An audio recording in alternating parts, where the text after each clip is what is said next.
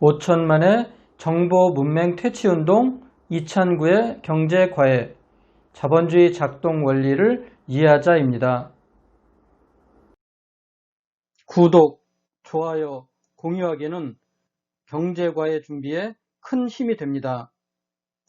손정의 소프트뱅크 회장이 최근 미국 기술주 중심의 나스닥 지수 급등을 주도한 고래 큰 손인 것으로 드러났다고 월스트리트 저널과 CNBC 방송 등이 현지 시간 6일 보도했습니다. 미국에서 코로나19 확산으로 실물 경제가 침몰하는데도 나스닥 지수가 폭등하는 배후에는 첨단 기술주에 대규모 투자를 한 손 회장이 있다고 미국 언론이 전한 것입니다. 오늘은 나스닥 고래 출현, 미국 기술주 변동성 확대와 프로그램 매매란 주제로 경제 과외를 진행하겠습니다. 손정의 회장이 이끄는 소프트뱅크는 올 봄에 아마존과 마이크로소프트, 넷플릭스, 테슬라와 같은 빅테크 주식을 약 40억 달러, 원화 5조 원어치를 사들인 것으로 소프트뱅크가 미국 규제당국에 제출한 보고서를 통해 드러났습니다. 소프트뱅크는 또 매입한 주식과 연동해 만기일이나 만기일 전에 미리 정한 가격으로 주식을 살 권리인 콜옵션을 거의 비싼 액수만큼 매입했다고 월스트리트 저널이 전했습니다. 소프트뱅크가 매입한 약 40억 달러어치의 콜옵션은 투자, 대출금 외에 파생 상품 등 연관된 모든 거래에서 발생할 수 있는 손실 규모인 익스포저로 계산하면 약 500억 달러, 원화 60조 원에 이르는 어마어마한 규모라고 합니다.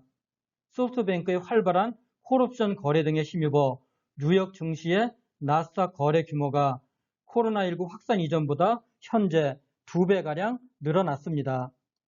콜옵션 매도자는 주가 상승에 대비해 손실 위험을 피하려고 해당 종목의 현물 주식을 일정량으로 사들일 수 있는데 많은 콜옵션 매도자가 이런 거래를 하면 주가가 급등할 수 있습니다.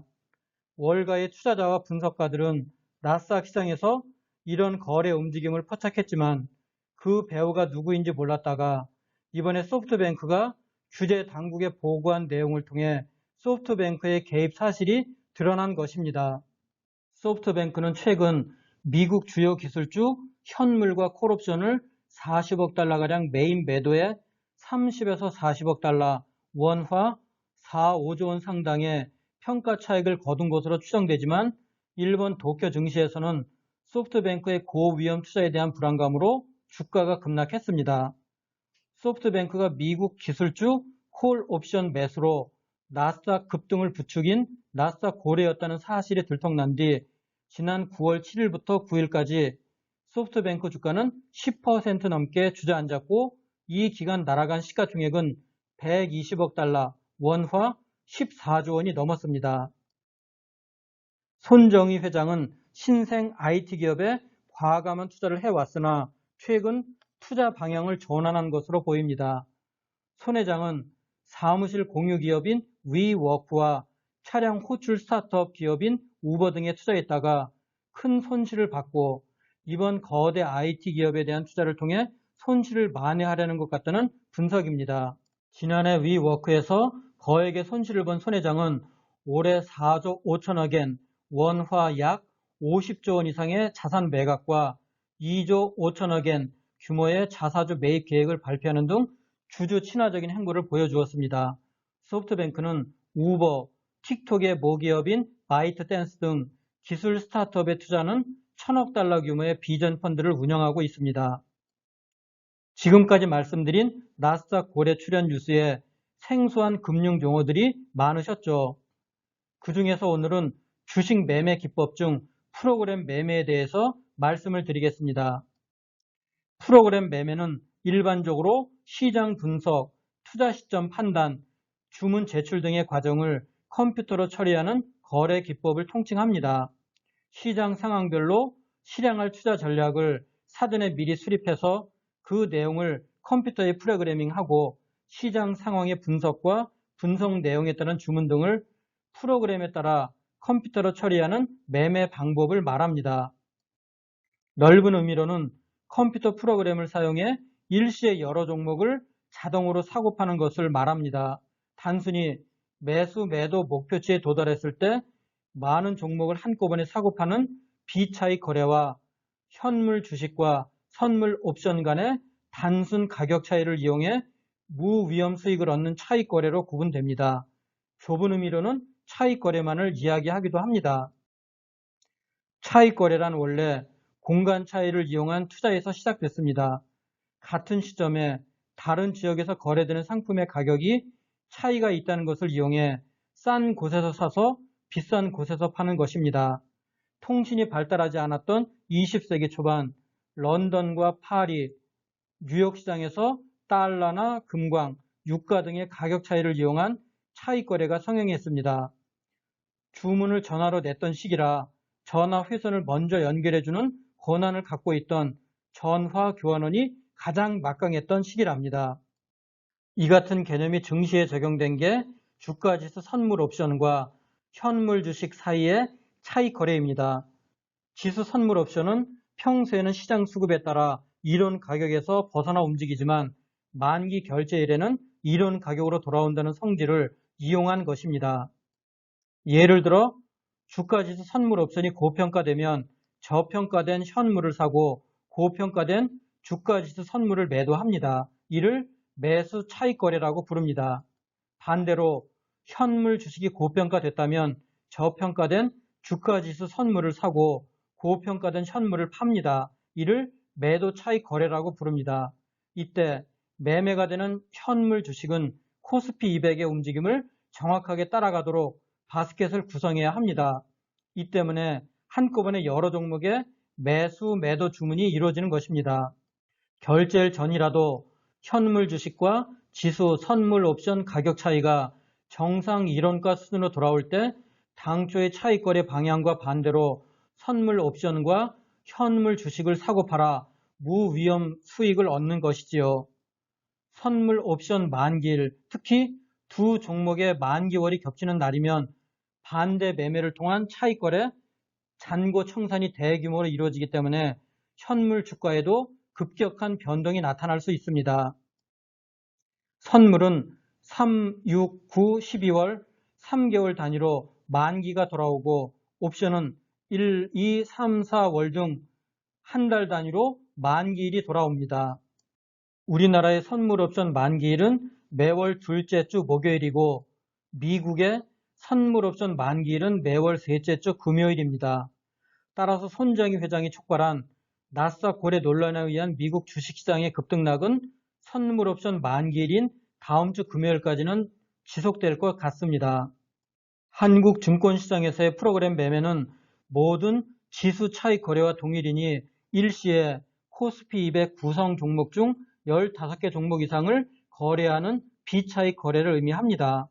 우리나라 현행 업무 규정상 지수 차익 거래는 주식 집단의 매수와 동시에 선물 거래 종목의 매도를 하는 거래, 주식 집단 매도와 동시에 선물 거래 종목을 매수하는 거래, 주식 집단 매수 매도 후 선물 거래 종목의 매도 매수, 선물 거래 종목의 매수 매도 후 주식 집단의 매도 매수를 하는 거래를 말합니다. 프로그램 매매 내역은 매일매일 실시간으로 공시하도록 되어 있습니다. 시장 급 변동 시 투자자들이 영문도 모르고 피해를 입는 일이 없도록 하기 위함입니다. 기관들은 주문을 낼 때 프로그램 매매로 분류를 합니다.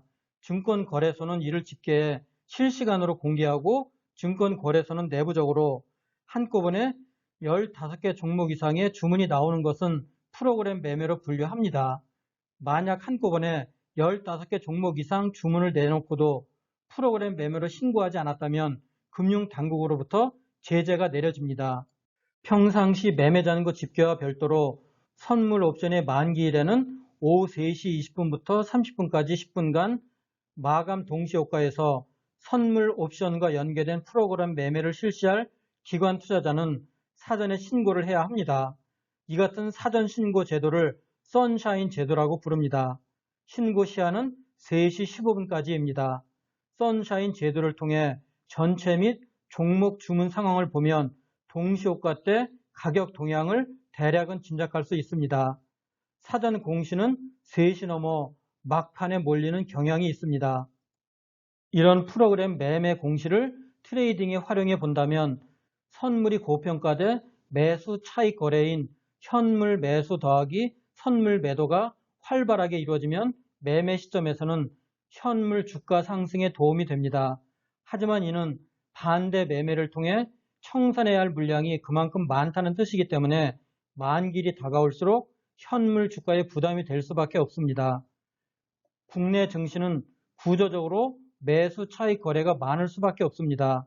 매도 차익 거래인 현물 매도 더하기 선물 매수를 하려면 갖고 있는 주식을 팔거나 남에게 빌려서 팔아야 하는데 주식을 빌려다 파는 대차 거래가 활성화되어 있지 않기 때문입니다.